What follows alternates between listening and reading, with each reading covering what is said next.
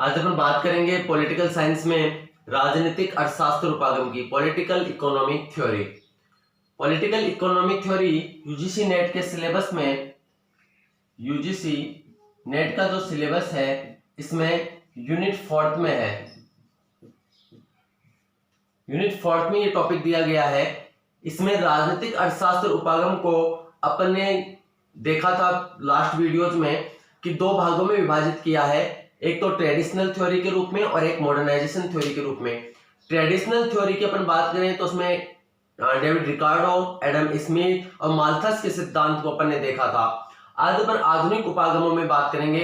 आधुनिक उपागम में यानी मॉडर्न पॉलिटिकल इकोनॉमिक थ्योरी में मार्क्सवादी और उदारवादी थ्योरी दी गई है, लिबरलिज्म और मार्क्सिज्म थ्योरी दी गई है। आज अपन देखेंगे उदारवादी उपागम क्या है, इसके बारे में। उदारवादी व्यूज क्या है, उदारवादी दृष्टिकोण क्या है, इसके बारे में अपन बात करेंगे। उदारवादी दृष्टिकोण ये कहता है, जैसा कि अपन जानते हैं कि उदारवाद और पूंजीवाद अलग नहीं है। उदारवाद और पूंजीवाद आपस में जुड़े हुए हैं, पूरक हैं। या यूं कह सकते हैं कि पूंजीवाद को बचाने के लिए ही उदारवाद आया था। उदारवाद का जनक जॉन लॉक उस दौर में था जब वाणिज्यवाद से पूंजीवाद की अवस्था बनने जा रही थी। बायोलॉजी आपने पढ़ी हो तो जो वणिकवाद था, वणिकवाद से पूंजीवाद कैपिटलिज्म स्थापित हो रहा था, ये उदारवाद की ही देन थी, जहां पे व्यक्ति की स्वतंत्रता की बात की जा रही थी। यानी ये राजनीति और अर्थशास्त्र को पूरक मानते हैं। इनकी नजर में राजनीति और अर्थशास्त्र पूरक है, या यूं कहा जा सकता है कि दोनों अंतर विषयक हैं।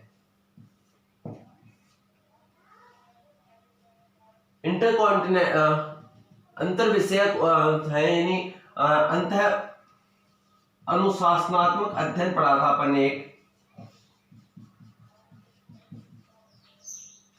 जिसमें सभी सब्जेक्ट्स को कोरिलेट करके पढ़ा जाता है। यह माना जाता है कि राजनीति विज्ञान यदि प्रभावित हो रहा है तो अकेला राजनीति विज्ञान ही उसको प्रभावित नहीं कर रहा है, बल्कि भूगोल का भी प्रभाव उस पर पड़ रहा है, सामाजिक स्थिति का भी प्रभाव पड़ रहा है। राजनीति समाज को प्रभावित करती है, समाज राजनीति को प्रभावित करता है। ये दृष्टिकोण मानता है उदारवादी। अंतः अनुशासनात्मक अध्ययन की बात करता है, अंतर विषयक अध्ययनों की बात करता है, और ये कहता है कि राजनीति और अर्थशास्त्र आपस में पूरक हैं, दोनों अलग अलग विषय नहीं है। यानी राजनीति अर्थशास्त्र को प्रभावित करती है और अर्थशास्त्र राजनीति को प्रभावित करता है। किस तरीके से? इनका मानना है कि राजनीति में यदि कोई परिवर्तन हो रहा है तो अर्थशास्त्र में भी परिवर्तन होगा, यदि अर्थशास्त्र में कोई परिवर्तन हो रहा है तो राजनीति में भी, अर्थव्यवस्था इकोनॉमी में यदि कोई परिवर्तन हो रहा है तो राजनीति में भी परिवर्तन होगा। फिर इनका मानना है कि राजनीति और अर्थशास्त्र का लगभग एक सा ही काम होता है। कैसे? जैसे एलोकेशन ऑफ रिसोर्सेज, संसाधनों का आवंटन करना, संसाधनों का आवंटन। राजनीति का भी यही काम है, अर्थशास्त्र का भी, अर्थव्यवस्था का भी यही काम है। मांग और उसके अकॉर्डिंग आपूर्ति, यानी डिमांड का ध्यान रखना। एलोकेशन ऑफ रिसोर्सेज, डिमांड, इसके अलावा यूटिलिटी, कितनी यूटिलिटी हो रही है उसके हिसाब से कार्य करना। फिर ये बात करते हैं कॉस्ट, लागत।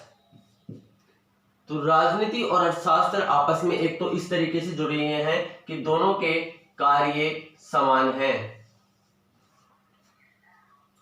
फिर ये बात करते हैं दूसरा पॉइंट, ये पहला पॉइंट है। दूसरा है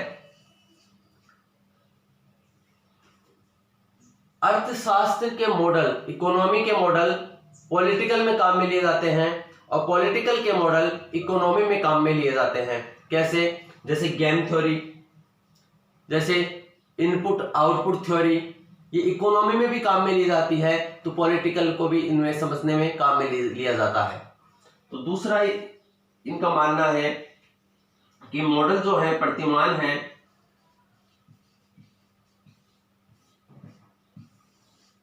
इकोनॉमी के मॉडल्स पॉलिटिकल में काम में लिए जाते हैं और पॉलिटिकल के मॉडल इकोनॉमी में काम में लिए जाते हैं। दूसरा पॉइंट ये है। तो पहला तो है कि दोनों के कार्य जो हैं वो समान से हैं।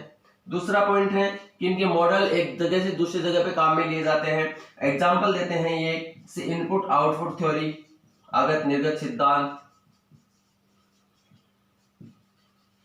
Input output theory. दूसरा है गेम थ्योरी।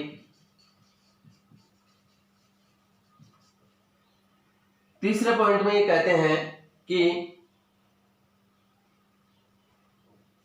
तीसरा पॉइंट, मनुष्य के राजनीतिक और आर्थिक व्यवहार में भी समानता पाई जाती है। मनुष्य के राजनीतिक और आर्थिक व्यवहार में भी समानता पाई जाती है। किस प्रकार से होता है? तो इनका कहना है राजनीतिक प्रक्रिया उस तरीके से कार्य करती है जैसे इकोनॉमी में विनिमय, एक्सचेंज, जैसे इकोनॉमी में एक्सचेंज। दूसरा,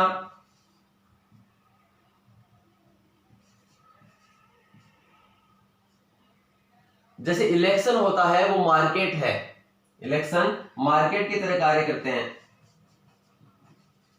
जैसे पूंजीवादी या अर्थव्यवस्था में बाजार को देखा जाता है, यानी मांग और आपूर्ति की डिमांड के अकॉर्डिंग सप्लाई की जाती है। जितनी सप्लाई होती है उसके अकॉर्डिंग डिमांड पूरी करने का कार्य किया जाता है। वैसे ही इलेक्शन है, चुनाव के टाइम पर किस तरीके की डिमांड हो रही है ऐसी योजनाएं गवर्नमेंट बनाती है, जनता तक पहुंचाने का प्रयास करती है इलेक्शन के टाइम पे। यानी इलेक्शन किसके समान हो गया? मार्केट के समान हो गया, बाजार के समान हो गया। फिर ये कहते हैं कि मनी वोट के समान है। वोट जो है, मतदान है, ये मतदान मनी के समान है। और मनी के लिए यहां पर ये वर्ड लिखते हैं हिंदी में, ये है मुद्रा। ठीक है, मनी के समान है। देखिए पहला पॉइंट तो मैंने बताया, ये विशेषता है उदारवादी दृष्टिकोण की। उदारवादी दृष्टिकोण का ये मानना है, पहली बात तो ये है कि राजनीति और अर्थशास्त्र आपस में जुड़े हुए हैं, अलग अलग नहीं है। राजनीति को यदि कोई चीज राजनीति में यदि कोई परिवर्तन होता है तो अर्थव्यवस्था में भी परिवर्तन होगा। यदि अर्थव्यवस्था में परिवर्तन होता है तो राजनीति में भी परिवर्तन होगा। इसको अपन और अच्छे से समझना चाहें तो इस तरीके से समझ सकते हैं। आज भारत में मान लीजिए बीजेपी गवर्नमेंट है, कांग्रेस गवर्नमेंट है, ये कैपिटलिज्म को बढ़ावा देती हैं। और यदि आज कम्युनिस्ट शासन आ जाए, यानी राजनीति बदल जाए, तो वो किसको बढ़ावा देगी? वो इकोनॉमी को कम बढ़ावा देगी और साम्यवादी, समाजवाद, सोशलिज्म, इनको ज्यादा बढ़ावा देगी। तो पहली बात ये। फिर ये कहते हैं कि कार्य दोनों का समान है। इकोनॉमी भी एलोकेशन ऑफ रिसोर्सेज का कार्य करती है, पॉलिटी भी यही काम करती है। पॉलिटी भी डिमांड क्या है समाज की, सोसाइटी की डिमांड क्या है, जनता की डिमांड क्या है, उसको पूरा करती है, फुलफिल करने का प्रयास करती है।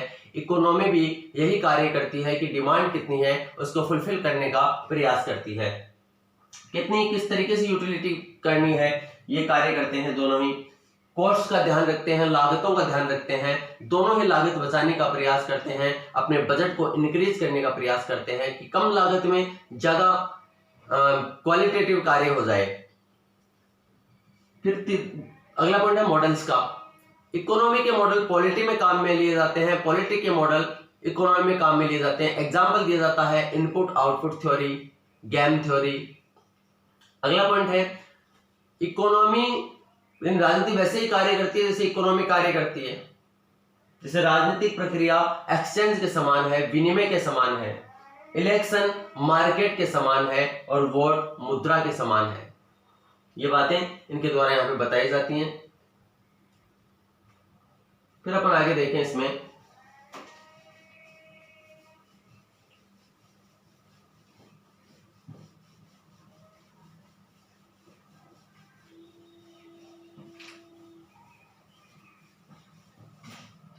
नेक्स्ट पॉइंट है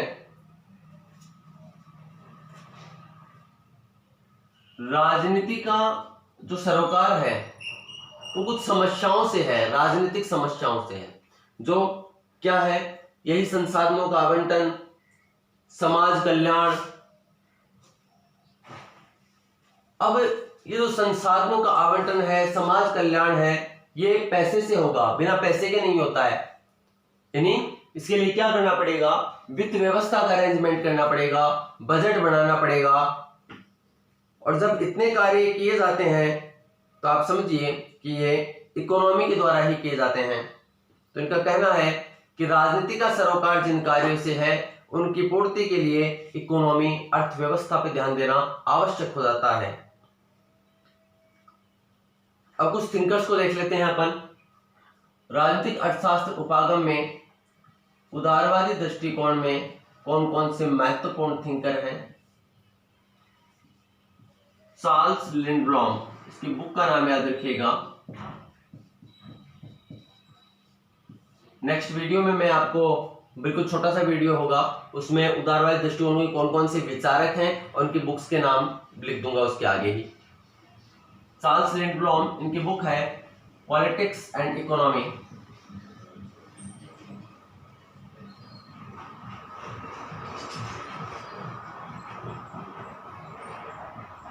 पॉलिटिक्स एंड इकोनॉमी। इसके अलावा एंथनी गिडेंस,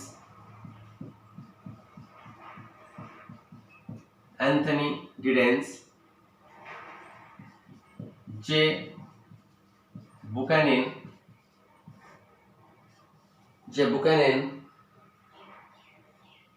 ये प्रमुख उदारवादी विचारक हैं, इनके नाम याद रख लीजिएगा।